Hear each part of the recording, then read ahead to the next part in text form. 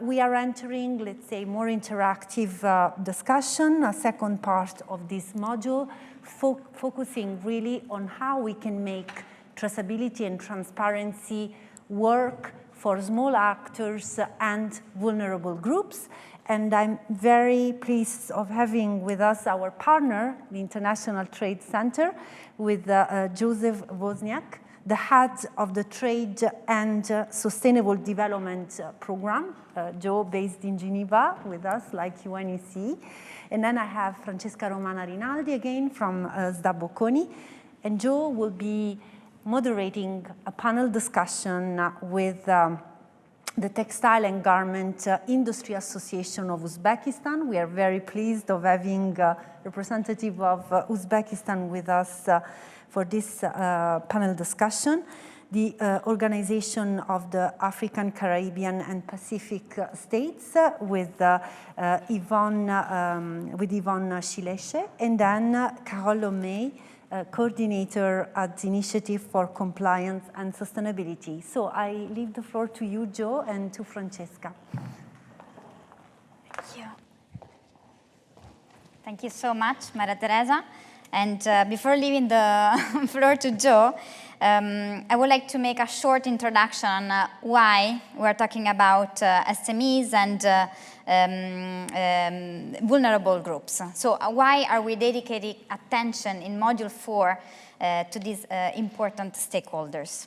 So there are actually data that are confirming that we are talking about a very relevant whole of system of stakeholders. Let's have a look at SDG number 8, decent work and economic growth. So undeclared informal work is a challenge, particularly in the garment and footwear sector, because the supply chain are actually fragmented and they actually spread across different countries. So implementing transparency and traceability systems in garment and footwear especially could play a central role in decoupling, so reducing informality while ensuring protection of vulnerable groups. So contributing to a more sustainable economy. Going to SDG number 5, gender equality, we know that women account for the majority of the labor workforce in garment and footwear supply chain, and we also know that the risk of harm often differs between men and women. And I'm quoting here OECD, the OECD guidelines, 2017. For example, women are more likely to be paid lower wages than men. Women are more often linked to precarious, informal, and irregular employment, and low-income women workers are particularly vulnerable to harassment in the workplace. So the position of women should therefore be systematically considered at all stages in the traceability and transparency systems to achieve due diligence. Gender issues in the garment and footwear sector also include the so-called glass ceiling. So in the literature, what is glass ceiling? For women's career dynamics, this represents the unseen yet unbreakable barrier that keeps minorities and women from rising to the upper rungs of the corporate ladder, regardless of their qualification. So here we have already a few reasons why we should dedicate attention to informal workers, women, and SMEs. Let's share some data also in this case. The European textile and garment companies are predominantly SMEs, as we mentioned before. They represent 99.8% in Europe of the 160,000 companies, and they employ 1.5 million people. And about 70% they're represented by women and generating a turnover of about 162 billion euros. So many reasons why we should pay attention to informal workers, women, SMEs. At Bocconi University, and of course also with the work done for the preparation of the policy recommendation at UNECE, We have been working a lot on this topic, and specifically, this is the result of a research carried out at Bocconi University for the Small But Perfect project. Is we are working together with other partners in this important project for the European Commission. The research carried out confirmed that there are several areas in which the needs of the SMEs need to be considered. Economic, so let's consider access to funding, competition and scaling up. Policy and regulatory, as we mentioned already, traceability and transparency to justify sustainability claims against greenwashing is a need coming from the SMEs, and it was very clearly announced and confirmed also during all the interviews. The lack of network is also related to this. Supply chain and business operations area, so the direct access to market, access to waste as well, access to circularity infrastructure and reducing complexity. We have been discussing this morning about this topic. Cultural needs, increasing awareness of all stakeholders, and R&D, so access to innovative solutions and technologies. So it's a clear need, and with this graph that you see here, as a result of the work done at UNECE and also at Bocconi University for the Small But Perfect consortium, what we wanted to show you is that these needs can be solved by tools that are already available or will be available in the future. Let's have a look at this graph. We have two axes, the vertical axis, which is the one of, I would say, the objective, let's say, on how the tool could help us to reach the goal. So let's have a look at this. We have as main objective and goal the compliance, so we are just compliant to traceability, and differentiation. So this means that through these tools, SMEs are able to build a new source of competitive advantage in order to differentiate towards the other players. And then we have on the horizontal axis the implementers. So who's going to implement these tools? Companies, academia, associations, and other stakeholders on the left, and policymakers on the right.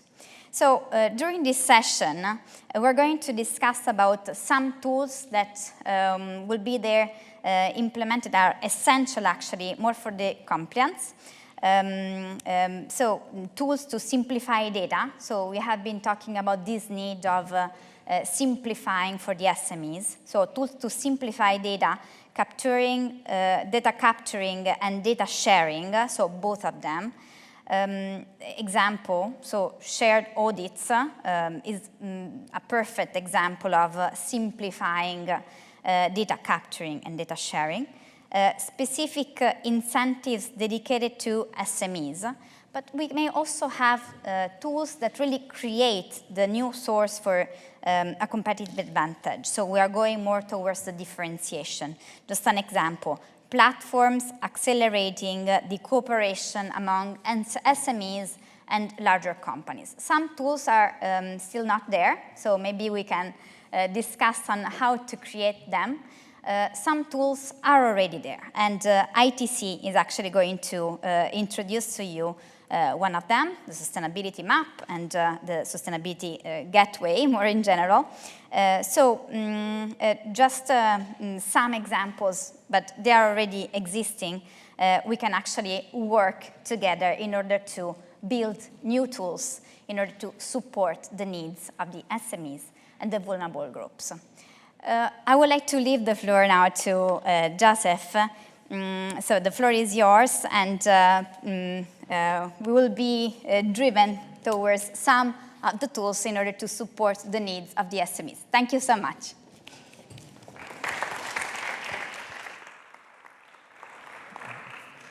Thank you very much, Francesca, and thanks Maria Teresa and Elizabeth for the warm welcome and invitation to speak with you this afternoon. So my name is Joseph Wozniak. I'm the head of the Trade for Sustainable Development program at the International Trade Center in Geneva. So the ITC, the International Trade Center, just to give you a bit of background on who we are. So we're a joint organization of the WTO, the World Trade Organization, and the United Nations.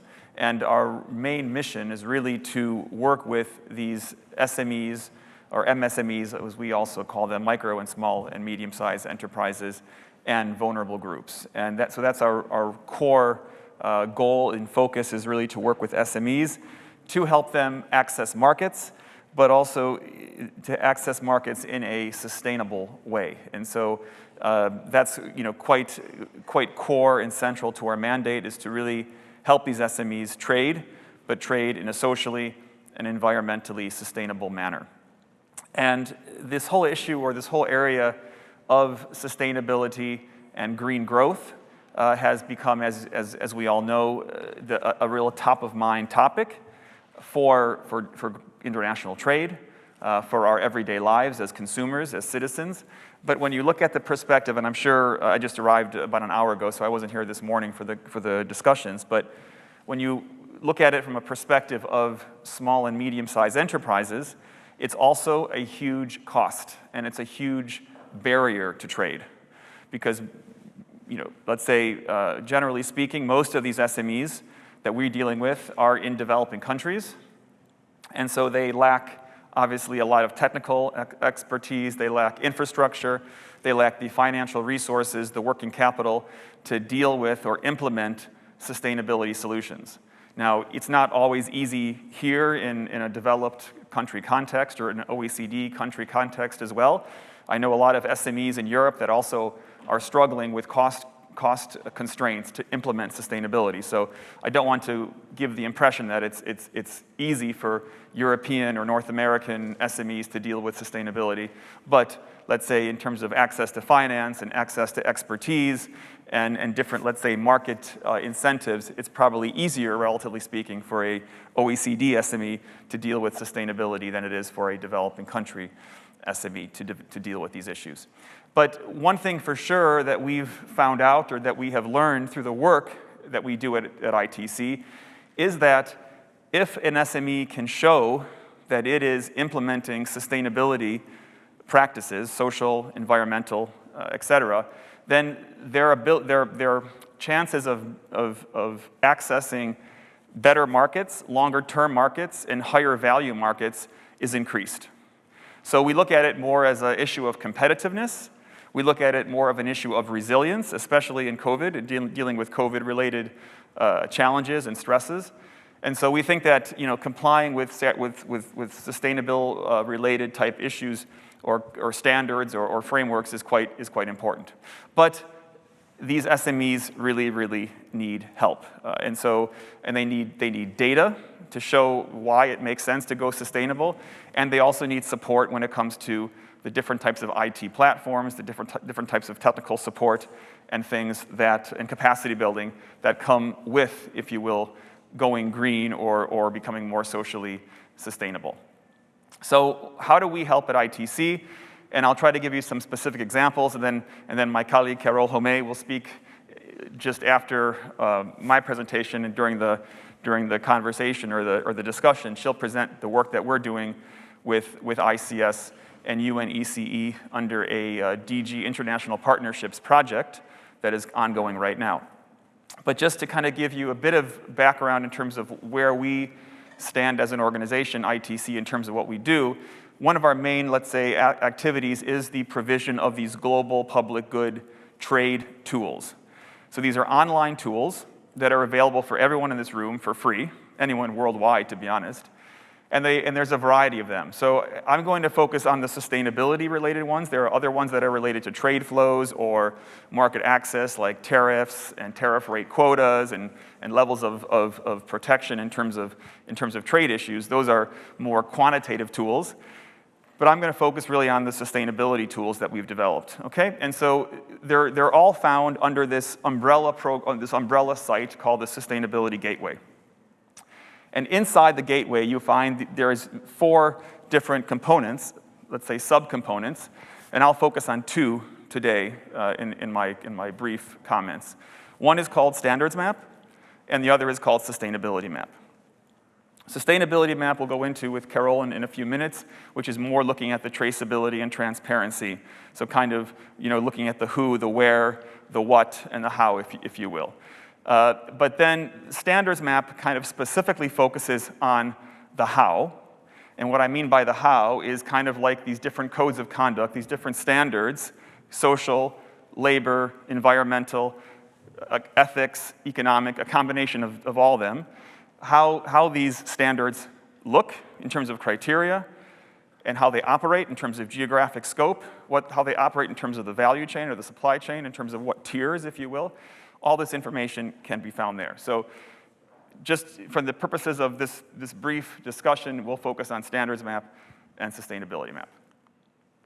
So let me pivot to Standards Map. So actually this year, 2021, we're celebrating our 10th anniversary of Standards Map. We launched the tool in 2011. And we have now over 300 standards or codes of conduct that are searchable and comparable, that's a very important word, comparable, on Standards Map. They cover numerous environmental and social, ethics, and economic sustainability issues, as well as quality and safety issues. So things like biodiversity, child labor, forced labor, different types of environmental criteria, soil health, water, these types of criteria. And they cover really, if you will, most of global production across a variety of sectors, so everything from agriculture to textiles and garments to toys, manufactured products, and even services like sustainable tourism.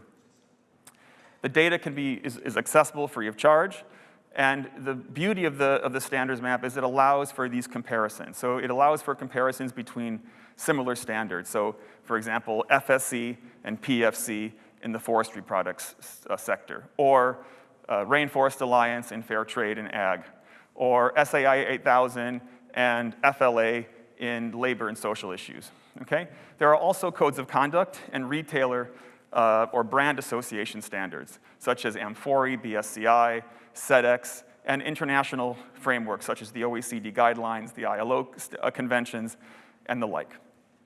And so it's important to just note, because we're providing, I would say, a high level of transparency on these standards through this system. We don't rank the standards, we don't assess them, we don't value judge saying standard A is better than standards B.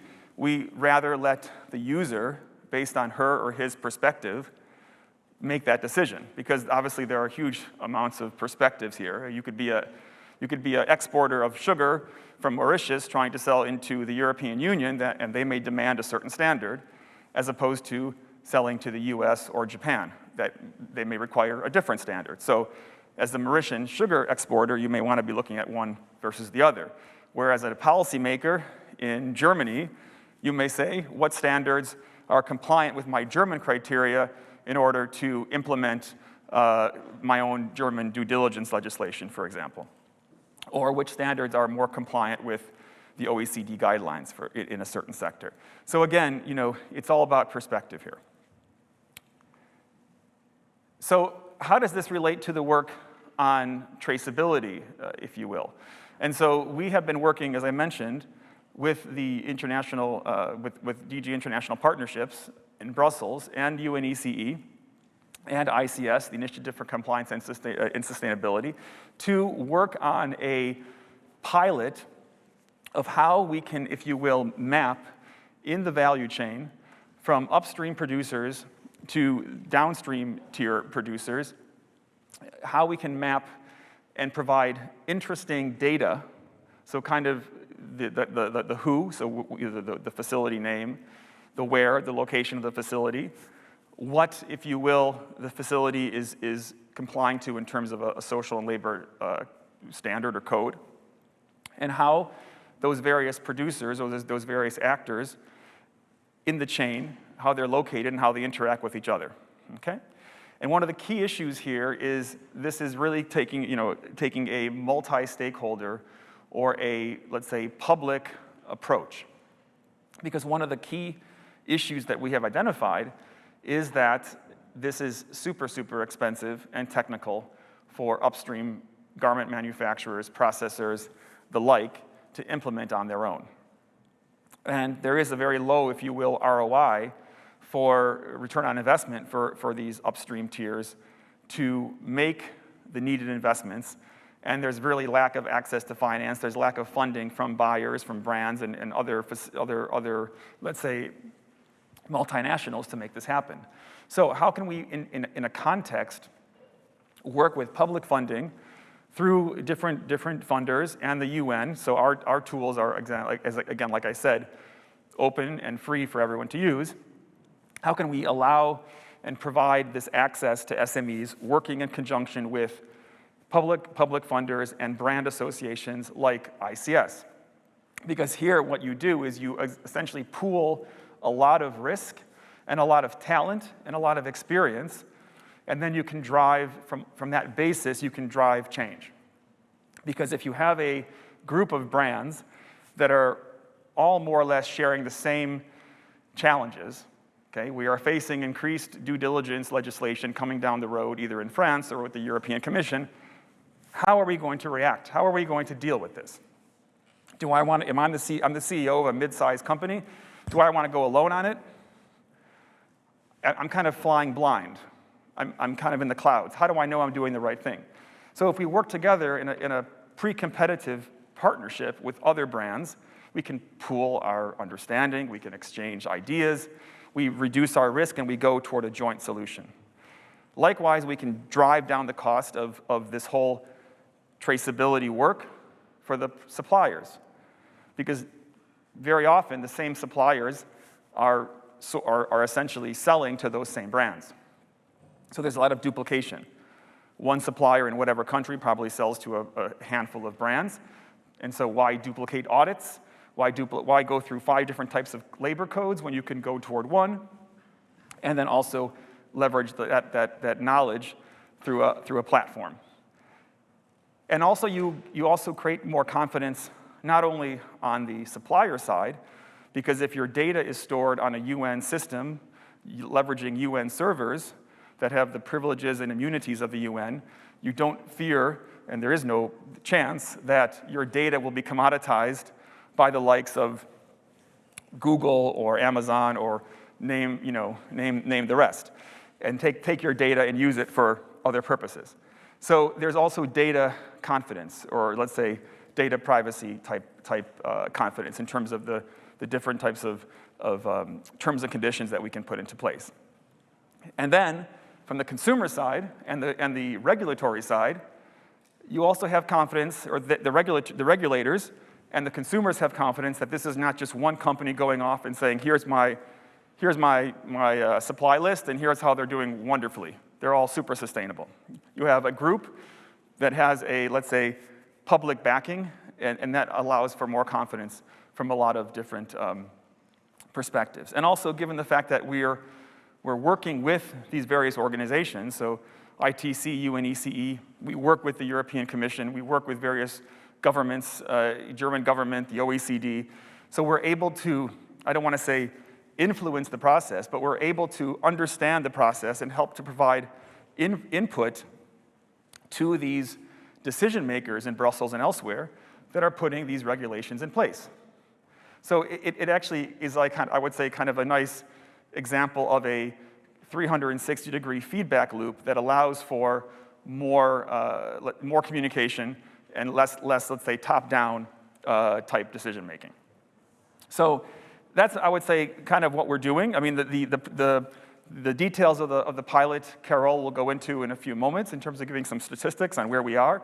But by no means is this an easy process. It takes a lot of time. We've been working with ICS for 3-4 years now on moving this forward. But we see that there is momentum because things are moving in terms of the regulation, let's say, front in Europe and elsewhere.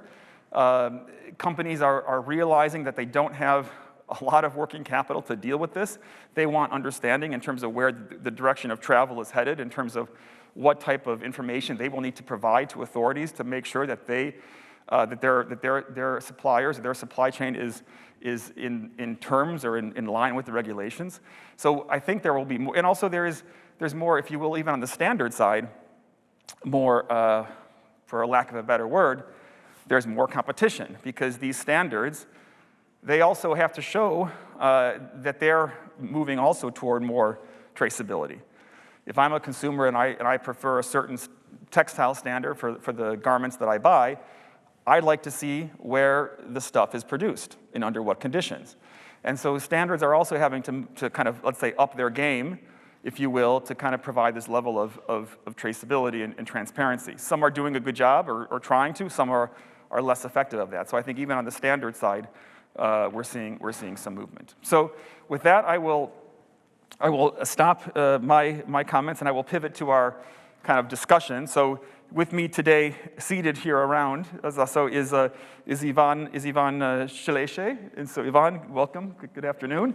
And Yvonne is with the Office of Africa, the Caribbean, and Pacific States in Geneva? Brussels. In Brussels, sorry, Brussels, okay. And then we're also joined by Devon Vakhobov.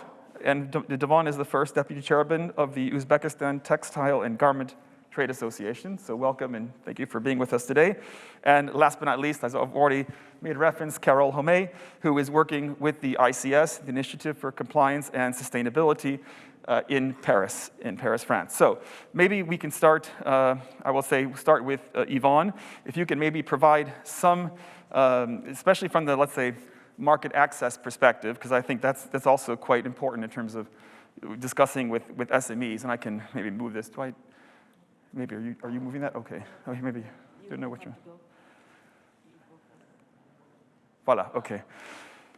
So from the market access perspective, maybe some of your, let's say, experiences, your ideas, your feedback, your views on this in terms of sustainability from a market access perspective, the challenges that SMEs face and some solutions that could be perhaps discussed at moving the needle forward in terms of better access and let's say, ability to deal with the technical issues and the cost issues of sustainability. Okay.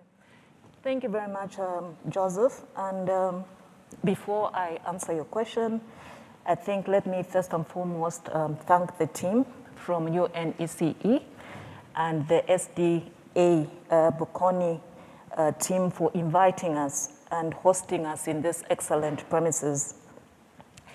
I want to say that we are actually delighted to be part of this conversation because, as you may have noted from this morning's presentation from our Assistant Secretary General, Mr. Olivier, he mentioned that most of our countries, we have 79 developing countries, and most of these countries actually are cotton-producing countries. And in the economies, you actually find that the economy is actually dominated by SMEs. So we are very, very happy to be included in this conversation. Now, when we look at the question of how do we support the SMEs in terms of facilitating their market access, from where we stand, we look at this from two angles, the national level and the international level. From the national level, as has been highlighted by previous speakers, and it's also gratifying to note that, I mean, this is one of the last presentations where towards the end of the day, it somehow summarizes the discussions that we had today. One thing that has been highlighted is the importance of creating an enabling environment that promotes traceability and transparency systems by offering, for instance, incentives that are going to stimulate the adoption of digital tools. We discussed about this challenge that we have. Also transfer of technology and promotion of innovation. I think from one of the presentation, we also noted that the issue of access to finance is also critical if we have to support our members set up these systems. Now, at the international level, we would like to highlight three areas. The issue of trade agreements. These are free trade agreements or partnership agreements. The issue of declarations and also the information that is disseminated.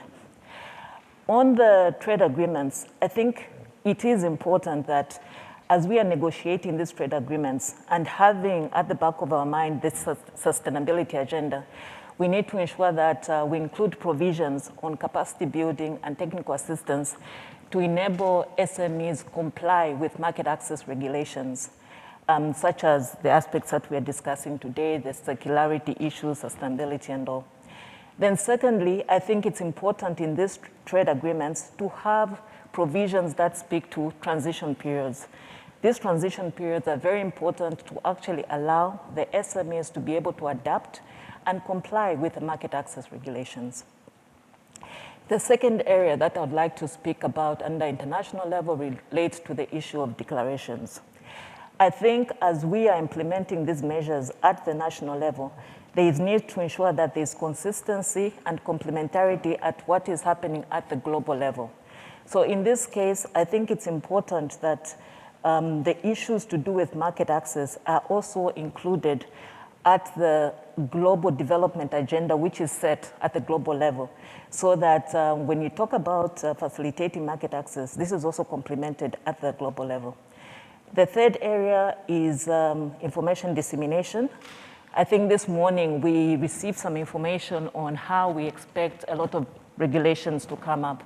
Especially in our case, we deal with the EU, and we know that from the farm to fork strategy, which has been adopted, there are a lot of regulations that are going to come. So it is also critical that information is disseminated on the new conditions of these regulations to the SMEs through various channels. Like in our case, because we deal with OACP member states, this is done through embassies. Now, just to give you, oops, sorry, too fast. Just to give you some concrete examples on how we are supporting our member states.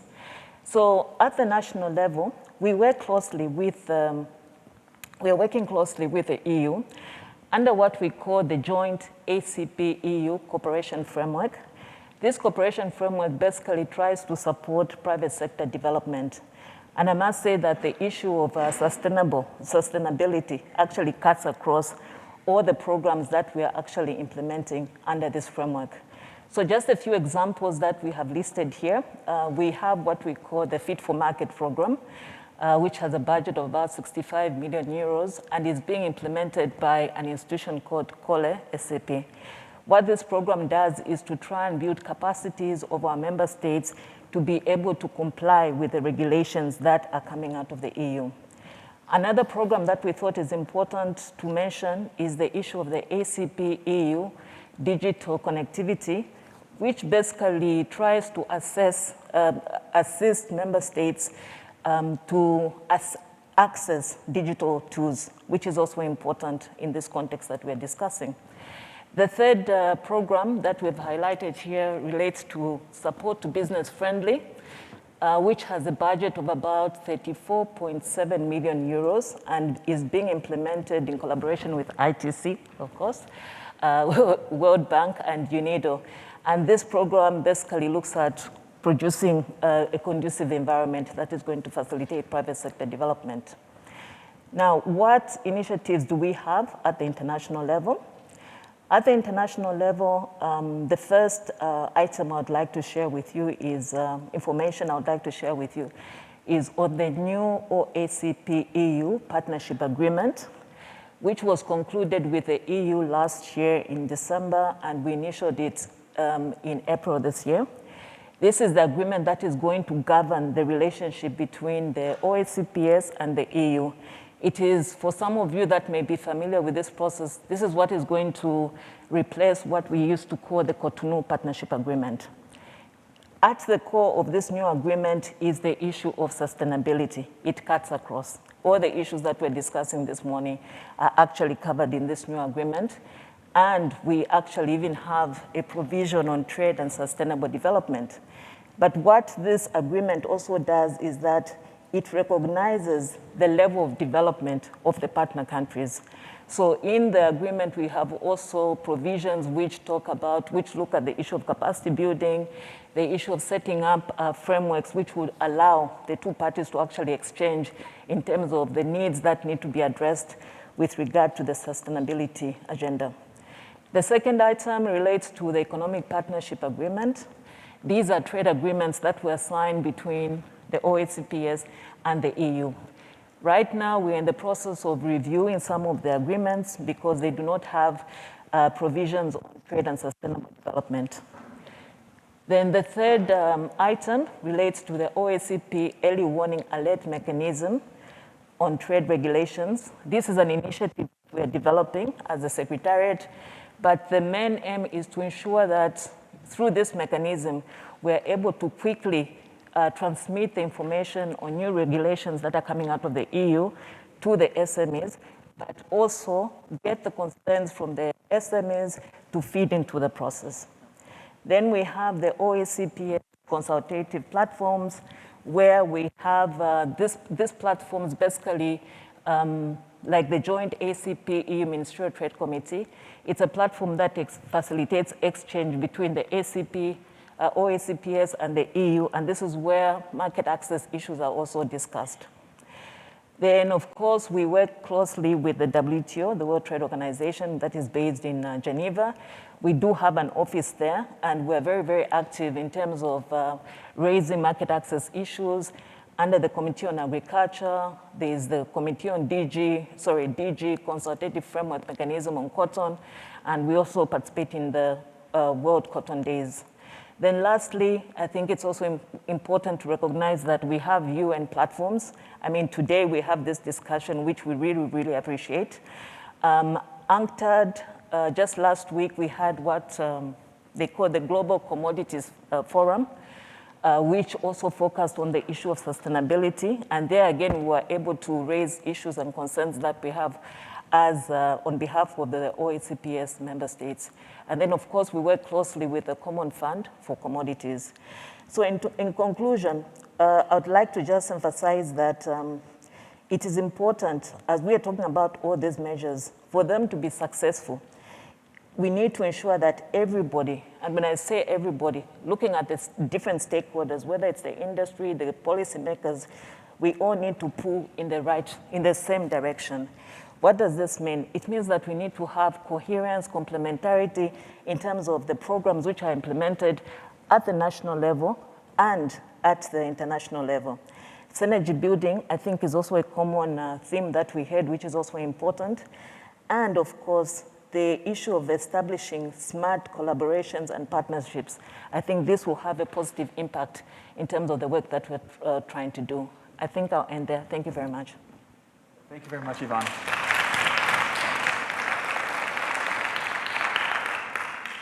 Thank you very much, and you raised some excellent points, and I'd like to kind of explore those, but I think we're in the interest of time, we will move to Mr. Vakhabov from Uzbekistan, and from the perspective, Mr. Vakhabov, of your organization representing Uzbekistan textile and garment companies and exporters, it's a very key perspective in terms of your experiences with dealing with sustainability, market access issues, and if you could provide some insights for us on that side, please. Thank you.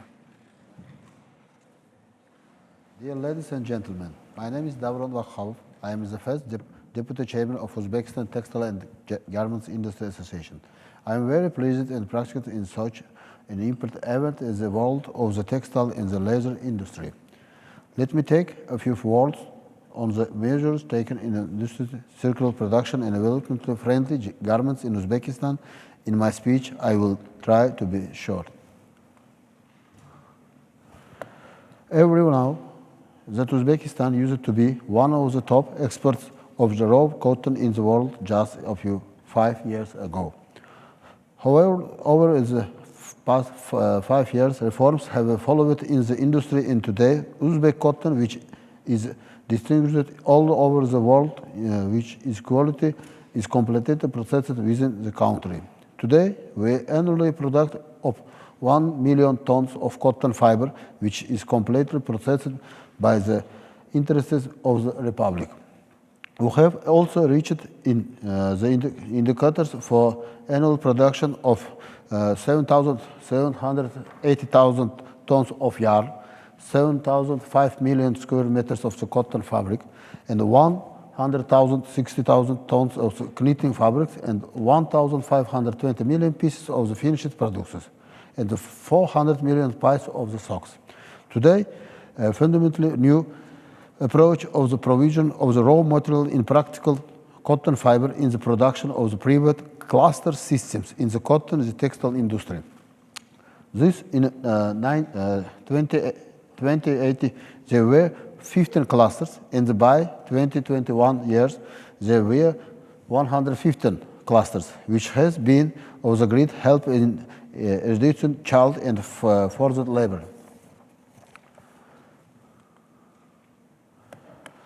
An important factor is the support of the government, which continues to stimulate domestic enterprises to produce environmentally friendly cotton. One of the measures was the adoption by the state of the 27 conventions, 7 of which are directly related to the environment, and the most of them related to the reduction of child and forced labor.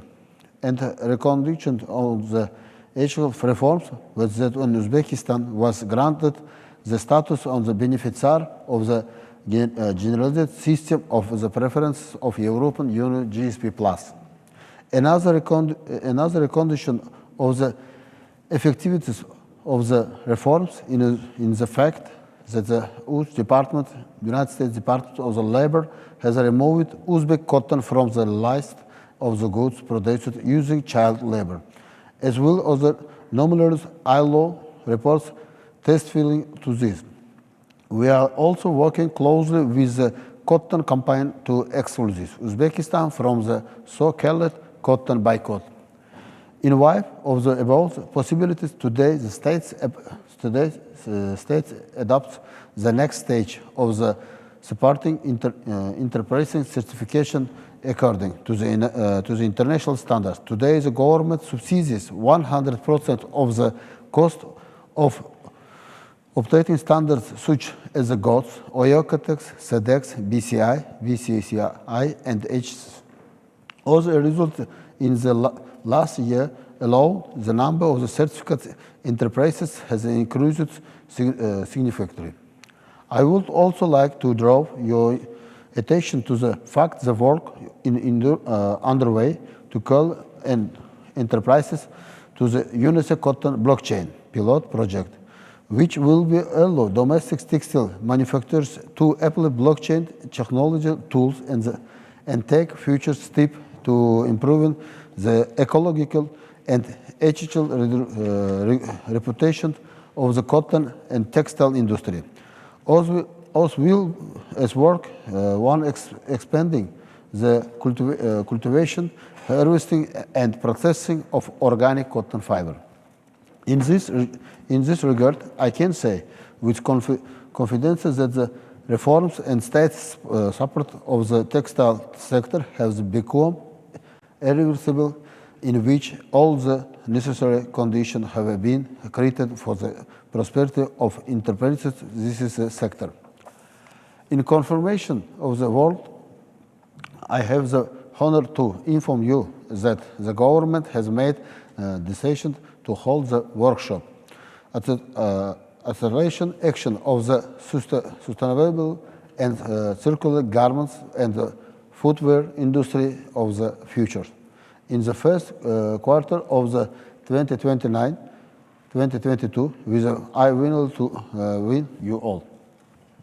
We live at the time when this niche in Uzbekistan has not yet been lit with global brands. There is an opportunity to establish counter ideology. Dear participants of the event is the regards. I call on all stakeholders to participate in the good machinery in Uzbekistan to accelerate the actions of the sustainability and circular garments roles in the implement of the joint projects.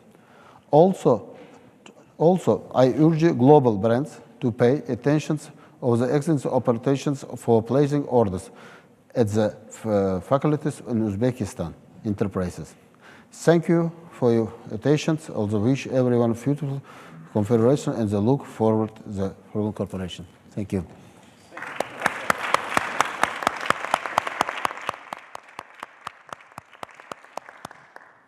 So, last but not least, Carole, for some information on the work that we're doing together on ICS and accessing, let's say, SMEs in a more in a more, let's say, cost-effective and inclusive way. Please, thank you. Thank you very much, Joe. Thank you to the UNECE, and thank you for this collaboration. I will try to get my slides. Okay. Okay, thank you. So I will try to make echo to some very good presentation listened today, and to explain how we are implementing this project together with the ITC, and in order to answer traceability and transparency challenges. ICS, in few words, is the Initiative for Compliance and Sustainability. We are working mainly with French brands.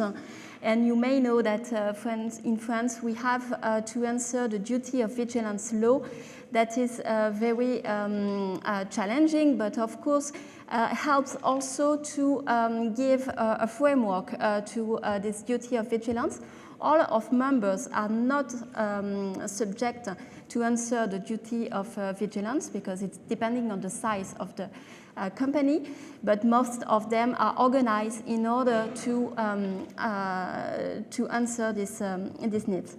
So we are working with Lacoste and Carrefour and many brands. The last one is Agnès B. We are, the basis of ICS is to share common tools and projects, and in order to adapt the duty of vigilance, so the risk analysis at the basis, and after all, to implement measures for the corrective action plan and to ensure the compliance of the social and environmental working conditions in the facilities. So these brands are working completely together in order to implement the same tools and to apply the same requirements on their supply chain. So most of the factories are supplying to several brands, not only one, but to Europeans, Americans, and other consumers. We have in the database more than 40% of the factories that are shared between more than one brand. And all the system is based to allow this transparency and to provide the same kind of information to the SMEs. It's really important for the SMEs to have a good understanding and to raise awareness about the same requirements. And it's what we are dealing with in order to promote and to avoid duplication of audits and to avoid duplication of requirements. It is also what we need to answer regarding transparency. And the project organized with the ITC, so this project has been started in 2019 with a pilot first with Lacoste, Camailleux, Jules, and now the project is fully implemented and fully operational since a few months. Then we are inviting the factories and the suppliers to publish information about the organization, but also to publish information about certificates that they have gone through. And the factories are invited to Sustainability Map in order to help them to have this free online platform available to promote their sustainability journey. And this is really an incentive for the factories and the suppliers in order to help them to get access to the market and to promote this, this information with accuracy and accountability. Data are coming from the ICS database in order to populate a sustainability map. So the brands have invited all their factories and suppliers. So more than 4,000 factory facilities have been invited. We are working closely with these suppliers and factories in order to gain their acceptation. It's also a challenge to achieve in order to have all the actors involved and engaged in this sustainability journey. it is really important to have the commitment and the engagement of the SMEs and to make them understand the benefit of transparency. We are not publishing any information without acceptance from the factories and the suppliers. So up to now, more than 600 factories have accepted this invitation, and more on a day-to-day basis, you will see on sustainability map that are completely transparent, are accepting these invitations. We are engaging also with tier 2, 3, and 4, then until raw material processing and extraction. It is the goal of the project at the end to have a cascade effect, and in order to have identification of the tiers, and then the facilities are able also to invite their networks, their own networks, to sustainability map. In order to publish, you can see there public profile of one of the factory. They are located in Bangladesh, so you can see that this answer the who, so the name of the company, the where, the location of the facility. Then when, you can see also information about the audits that have been performed in this factory. Then a social audit and an environmental audit under the ICS framework. So the requirements are completely transparent and are published under standards maps. Then you have also additional certificates. So the facility is able to communicate about additional certificates, and ITC is also closely working to get a direct API, direct information from GOTS, COTEX, Textile and Change, and other initiatives coming more and more in the project. And this answer also under the need for working conditions claims, and in order to have information about social and environmental engagements taken by the factories.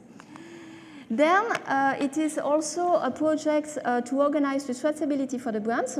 So you can see on sustainability map already the network of the brand Acp that have published the tier 1. So the brands are invited to create the link and to organize the network.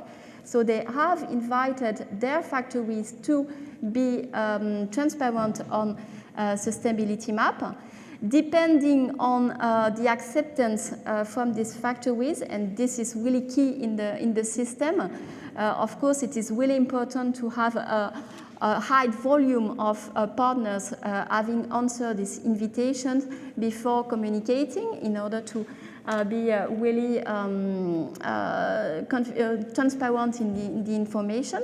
So this has been started by all the brands members of ICS, but step by step the brands will communicate on that. So you can see the tier 1, and the factories themselves can publish about the tier 2 and the tier 3 and their networks step by step and tier by tier.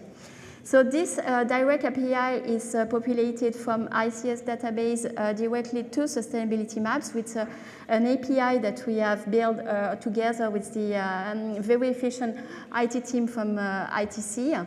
And it is updated every 24 hours. We have now about 15,000 users in the ICS database. So they have some people, so the suppliers, the factories, contacts have received invitations, and they are checking data, they are completing data directly in order to create this. So first, privately to communicate information to the brands, and then when it is ready, publicly within sustainability map. Thanks, you. Carole. Thank you.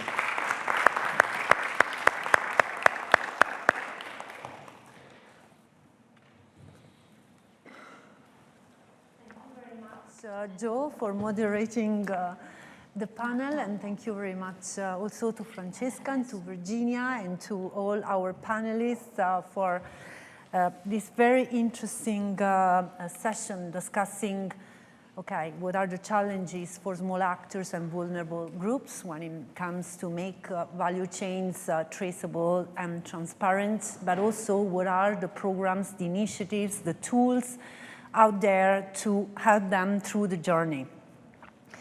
I also want to thank the government of Uzbekistan for expressing support to our project, for expressing interest to have us and such a workshop in Uzbekistan in Tashkent. So we'll be working with you, to have it happen early in 2022, and hopefully having Uzbek companies joining our pilots. We're very much looking forward to engage with your industry.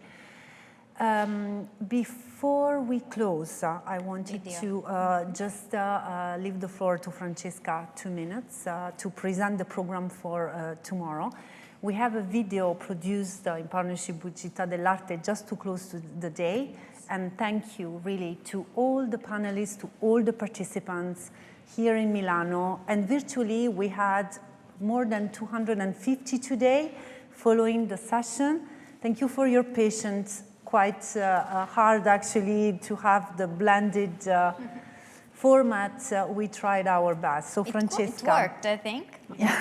It worked. The floor is yours. Thank you so much. Just a preview for tomorrow. We'll meet again at 9 a.m. in order to start the second day. We'll start with the formulation and implementation of an action plan for traceability and transparency. So we will discuss together on understanding how to integrate transparency and traceability in the overall sustainability strategy. And we'll discuss also with the companies. So what was done and how it has been implemented, which were the challenges. We'll go concrete, and Module 5 it will be our starting point tomorrow. Module 6, we'll talk about the business process analysis, the BPA, for sustainable and circular textile and leather value chains. And then finally, for tomorrow, Module 7, so business requirements, data model, and data exchanges for sustainability, so traceability and transparency in sustainable and circular value chains. So a complete overview of day 2 of our UNECE SDA Bocconi School of Management event. Thank you very much. So 9:30 actually. Yeah, 9 for the gathering. We will start sharp at 9:30, but for the people in presence, we always meet at 9 o'clock. We'll start sharp at 9:30 for the online audience too. Thank you. The video. Look around and at what we wear. We all want to look good, but we also want to make sure that our choices are sustainable and fair for workers. Improved traceability and transparency offers a solution. The story of how our clothes and shoes are made is woven into the products themselves. A system based on blockchain can make it easier to reveal this truth, enabling tracking and tracing of any item, from field to shelf. Sustainability claims can be regulated and checked.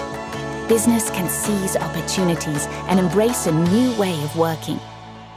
End-of-life recycling can be improved, and the way clothes are made and used can be redesigned. With reliable data, we can come together to make more responsible choices. The Sustainability Pledge. Track it, trace it, wear it.